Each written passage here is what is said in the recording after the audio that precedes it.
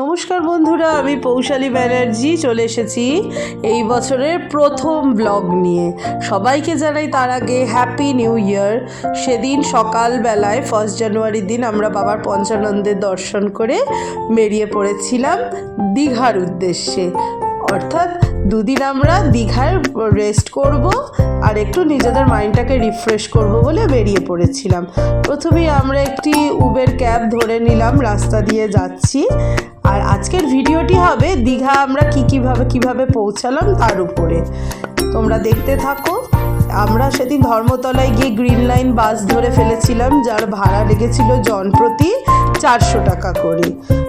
আর green line বাসটা ছিল খুব ভালো, আর ভিতরের ইন্টেরিয়রটা তোমাদেরকে দেখিয়ে দিলাম। আর খুব আরামদায়ক ছিল বাসটি, ফুল এসি বাস ছিল, ভলভো পুশ ব্যাক সিটের। আমরা খুব আরাম করে গেছিলাম।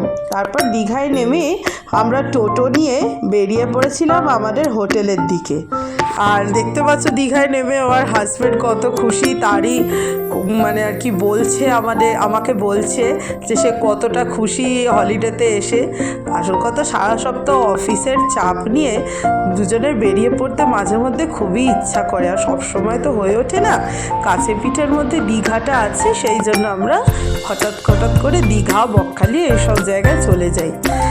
আর এইটি ছিল ওল্ড দীঘার এই রাস্তাটি, আর এখানেই আমাদের হোটেলটা।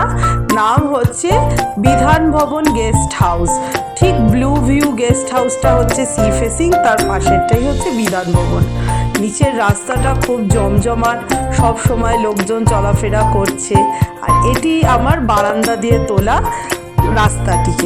রাস্তাটির ওই পাশেই তোমরা দেখতে পাচ্ছ বন্ধুরা, ওটা হচ্ছে সমুদ্র। আমরা বারান্দায় বসে দিনরাত সমুদ্র দেখছিলাম। আর পৌঁছেই আগে সমুদ্রে যাব না তা তো হতে পারে না। এটি হচ্ছে সমুদ্রের দৃশ্য সকালবেলায় 1 জানুয়ারির দিন, ঠিক সকাল নয়, 11:30 নাগাদ। ভালো থেকো।